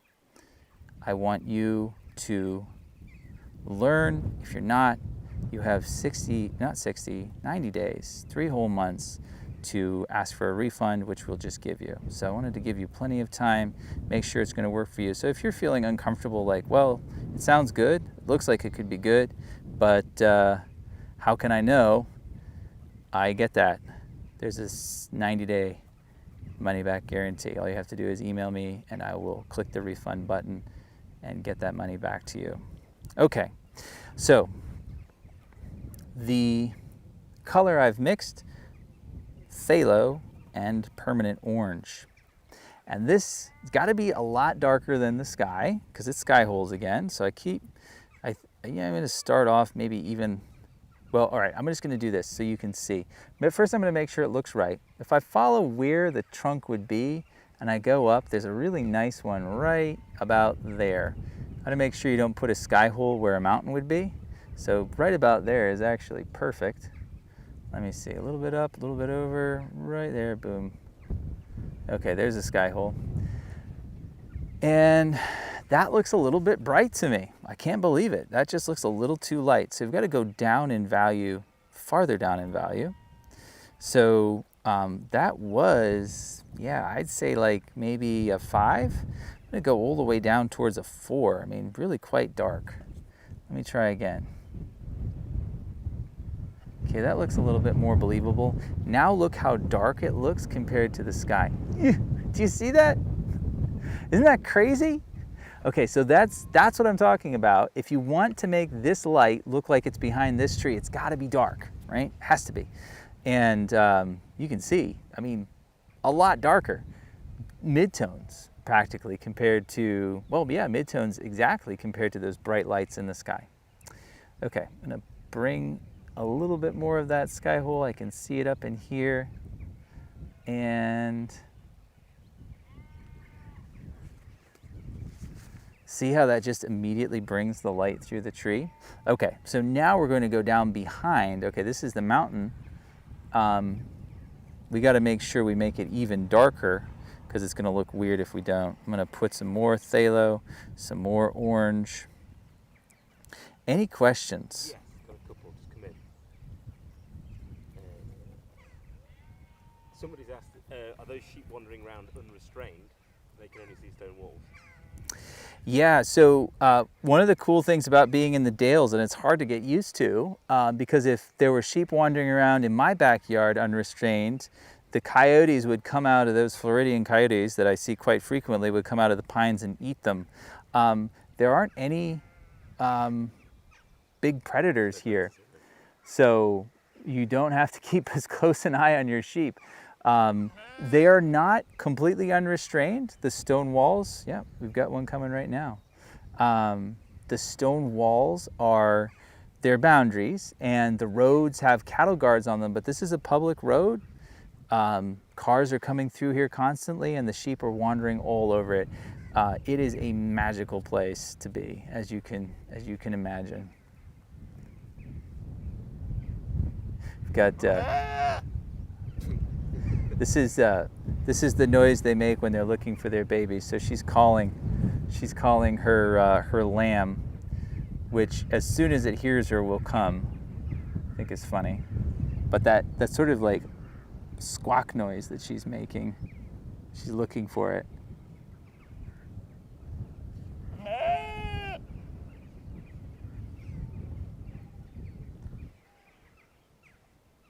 Yeah. I don't know where they are.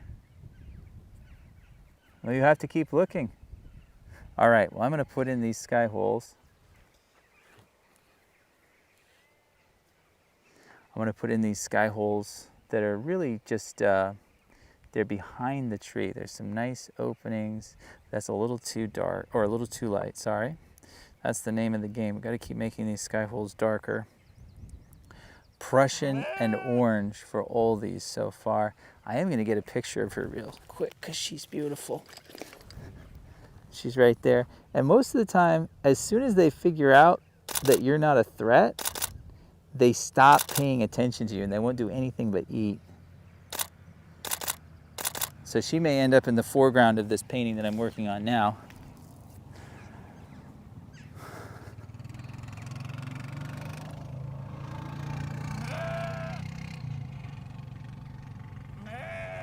And I want you to know that if I see the reunion off camera, I'll let you know that it happened.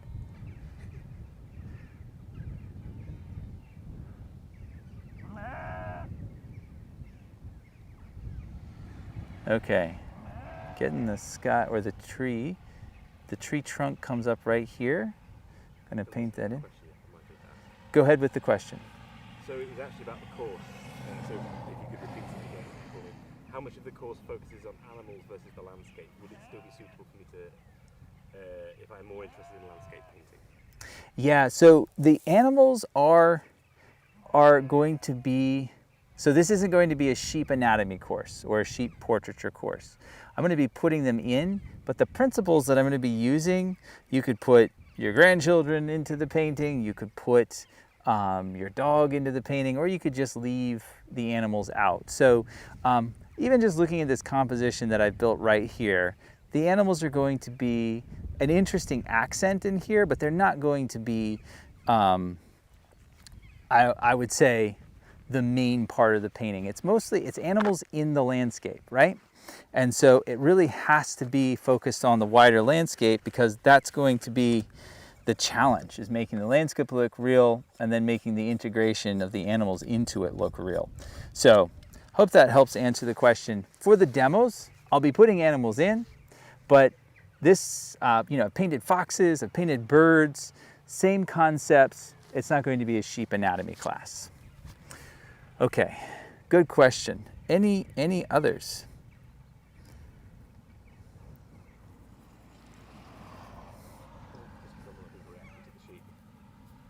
Yeah. Oh, how long is the early bird going to be available? Good question. So right now there's an early bird price. we are making the course right now. I'm very confident that it's going to work out really well. We've already filmed hours of it.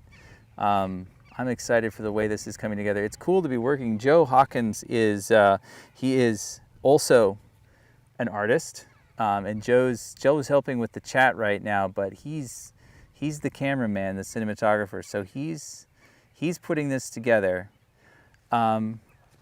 But it's not together yet, and so the early bird is going to be available to you until midnight Saturday. I want to keep the doors nice and wide open for you. You can get the early bird price for this course until Saturday, and then it'll be full price. And that's just a thank you for showing up, for being interested, for coming to this painting demonstration, and for signing up early. It's lifetime access. There is a happiness guarantee.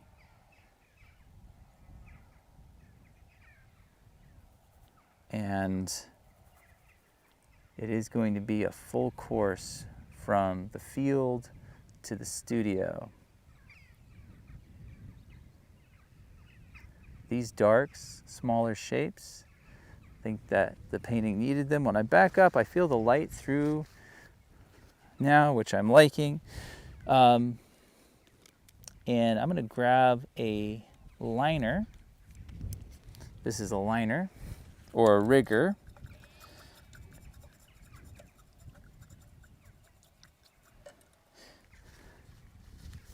And I'm gonna paint in a few trunks. I can see the trunk in a few places actually. So I'm just gonna mix white and ultramarine blue and transparent earth red and get sort of a grayish brown that those trunks in the sunlight. I gotta keep squinting, but even squinting I can see some of these coming through here. I wanna be careful not to start with sort of the imagined structure. When you're painting, do you see how I've worked this tree from large to small? Plein air painting, studio painting, any kind of painting, you want to do that. You don't want to invent detail. You want to get those big shapes and then just paint the details that you can see over them. What bothers me the most is I can't see the sunlight on the trunk right there. I've got that in. Good. Good. Okay. Got some dappled sunlight on the fence now. A couple of marks through.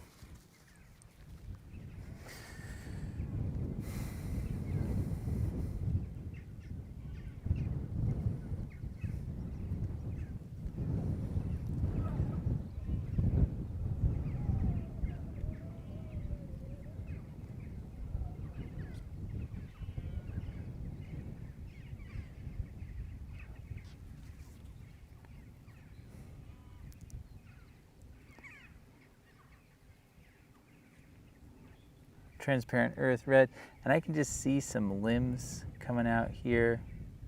I think that's nice for giving it scale. Okay, what bothers me the most? I'm going to take a step back, make sure I'm taking in the painting as a whole. What one thing, another way to ask that question is, if there was one thing that you could fix, what would it be? What's that last thing? You know, you have to leave in 2 minutes, so you've got to start packing up in a second. What's one thing that you just want to make sure you have before you leave?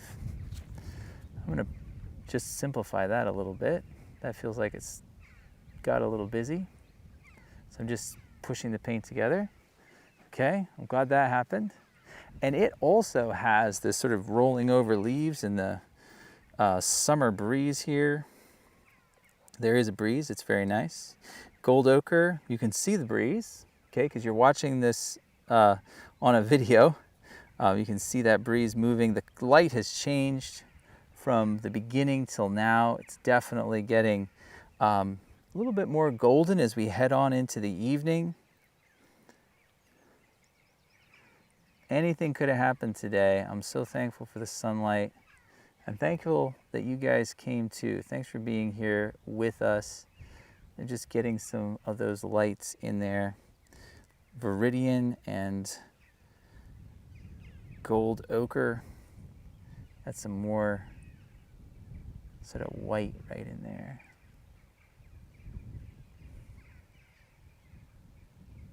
That's the wind blowing that tree. Yeah, when I step back, I like how that looks. This looks a little bit sharp right in here. Just gonna trace that edge with my brush. It's wet into wet. You know, if the landscape is soft, I want to remember it is soft. If I want to make something all designerly and hard in the studio, I can do that. These aren't outlined, so I'm just gonna just reduce that intensity a great deal right through there. Oh, wait. I'm sorry. Skip the art terms, reduce the intensity. My bad. I'm gonna soften the edge. It was too crisp, now it's not, okay? That's one thing, I slipped a little there. One thing I'm really committed to, just artists can be a little bit funky with their shop talk. This edge needs to be softer. Let me make it softer. Here we go. Okay. Really happy with how this painting is coming together. I'm going to take a step back. You know, Reiterate your brown trunk mix. oh, the brown trunk mix. Yes, that was transparent earth red and ultramarine blue. Same color I've been using for the stone as well. Speaking of which, I feel like that might be a little bit of a change. Can't be sure, but the stone color or value has gotten to be just about the same value as the field behind over here, which looks pretty nice to me, at least on top.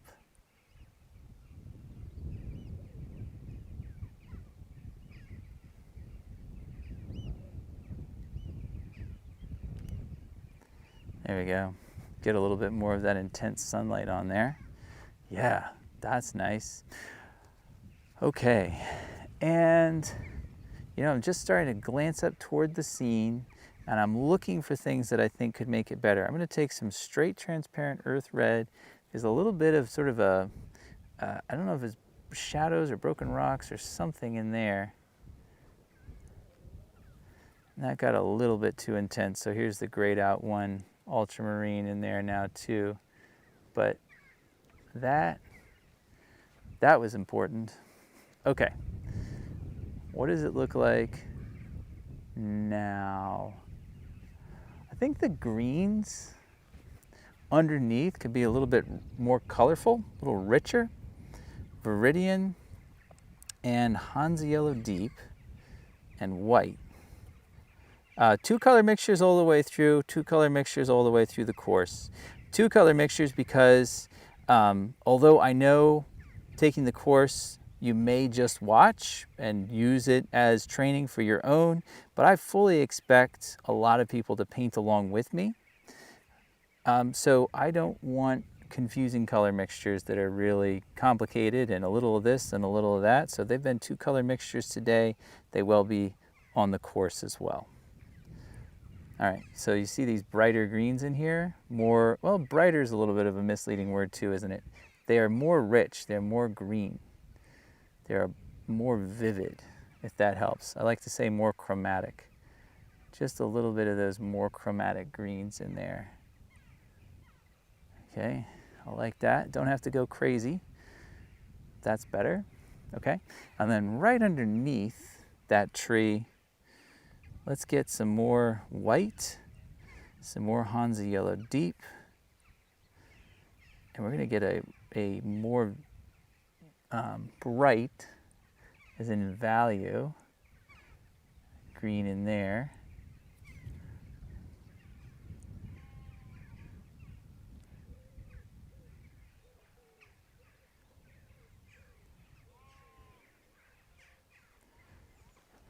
There we go. That looks better.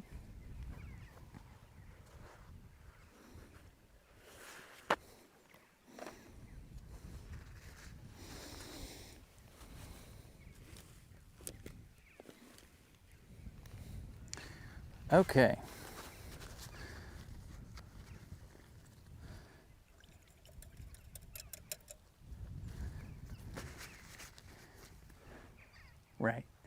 now I have time. You know, there's a little bit of a gold ochre color in the stone wall. I might actually mix it with black, gold ochre and black. And there's some dappled light coming through here that I didn't have before. This kind of gets to that question. One of you asked towards the beginning if I ever change with the light. So I can see some dappled kind of gold ochres in there now. And that's nice. I mean, I'll take that. Some sunlight shining through the tree onto the fence.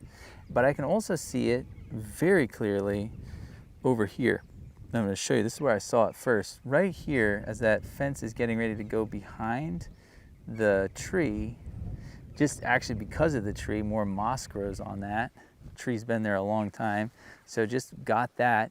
Those little color notes are really, really helpful in, well, in making the painting look real. They're really, really helpful in the studio. Okay, so I'm gonna gold ochre and Viridian right here.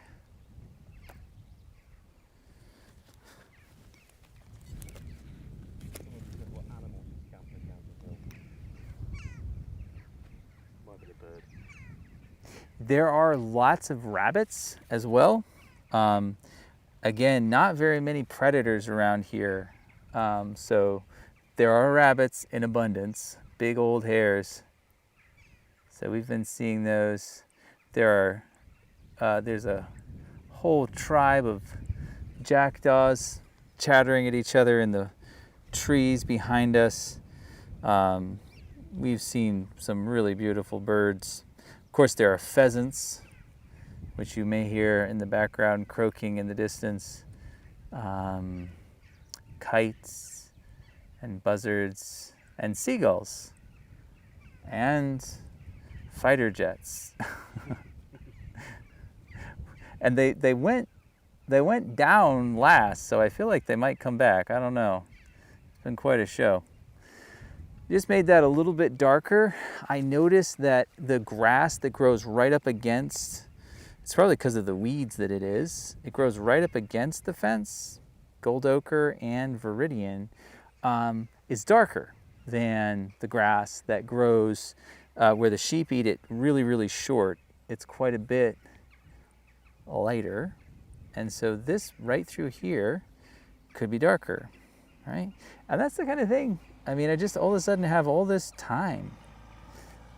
It's a study, but it's coming together. You can see it. These leading lines that are coming in here as well. Okay.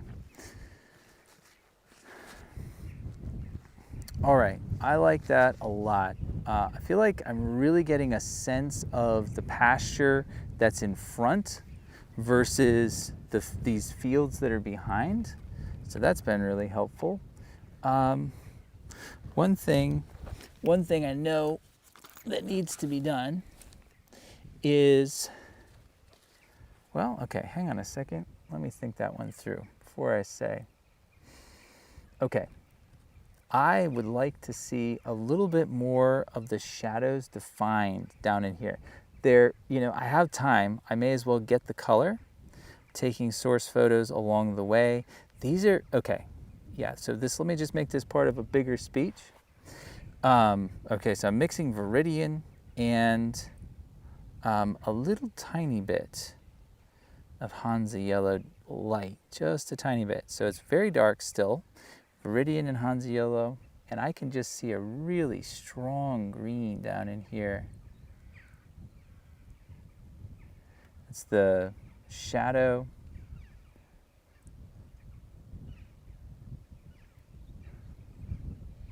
And it's a little darker. So we've got to do phthalo. And let's do phthalo and the Hansa Yellow Deep. And just make it a value step darker. So I don't want it to come out into the light. But more phthalo and maybe a little tiny bit of white with that phthalo so that we can see the blue of it. There, that looks better. Just a really nice vivid dark green down in there.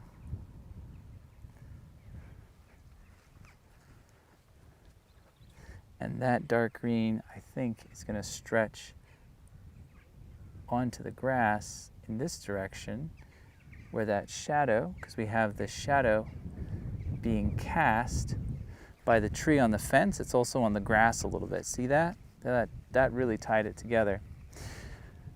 And it's also now being cast behind the fence, which is pretty cool.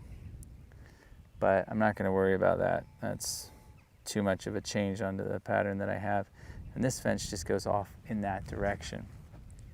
I'm going to make it a little bit darker on this side, ultramarine and transparent earth red. Just like that. Okay. And how well can I see the shadows in there? What value are they? So I've got some transparent earth and ivory black mixture that I'm making right here. It's pretty light, right? So think just underneath the halftones, but I can see some really prominent, if I squint, some pretty prominent gaps. By the way, these walls here are, they're called dry stone walls, meaning no mortar is used to hold them together. They're just expertly stacked into these fences, which is really, I'm sure somebody's done the math, just miles and miles and miles of them here. Any questions? Well, someone was actually just saying about how that wall wasn't reading like a wall, but you started to touch it up now. Yeah. So it is important, and you'll feel it in your own paintings. Try not to feel like the details should come first. You should get the big shapes of value and color right. And then as you do that, then it's time for detail, right? Okay, so I have an analogy that I like. Some of you may have heard this already, so bear with me, but it's the Christmas tree analogy. So if you get a Christmas tree, imagine getting it and bringing it home. You cut it down and you get it to the driveway and you decorate it on your car and then try to get it into the house, right? Nobody would try to do that because all the ornaments would fall off because it's not in the right place. You want to make sure that Christmas tree is in exactly the right place in your house and straight and watered and all that, and then you put the ornaments on. It's like that with detail. You want to save the detail for the end. It's the last bit. It's like the Christmas tree ornaments. Now, I like this analogy because I'm not trying to downplay the importance of these little flecks of stone wall that I'm putting in over here, because they are important. They're really, really important, right? Just like a tree in your house without any ornaments in it is not a Christmas tree, right? So details are important. They're important to me and they're important to you, but save them for the end. And squint, squint, squint. Make sure you put in the ones that matter most. There we go.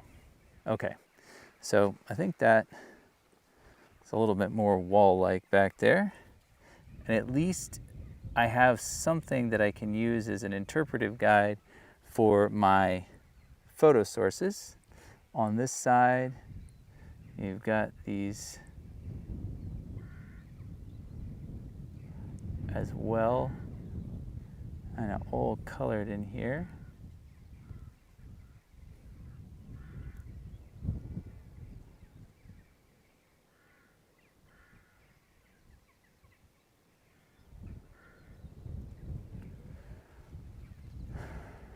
One thing that's also going to help is the silhouette, which has gotten a little bit hard to see, but just making it look a little bit more like bumps and rocks and a little bit less like whatever it looks like right now. A little bit too smooth.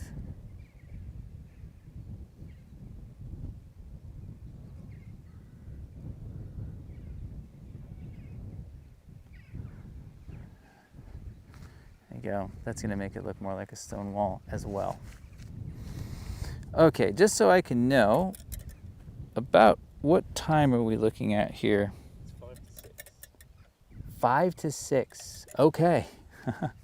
So it is time. Okay, so I've got one last thing to do, and then let me give you one more invitation. This edge is bothering me very most right now. It's just a little too hard. So I'm going to bring the leaves over it. And there we go. I'm going to soften that edge. And I don't know, has anybody mentioned that little, that's the jet right there. That was actually the sky hole. So let me just gently just take it out. No one mentioned that.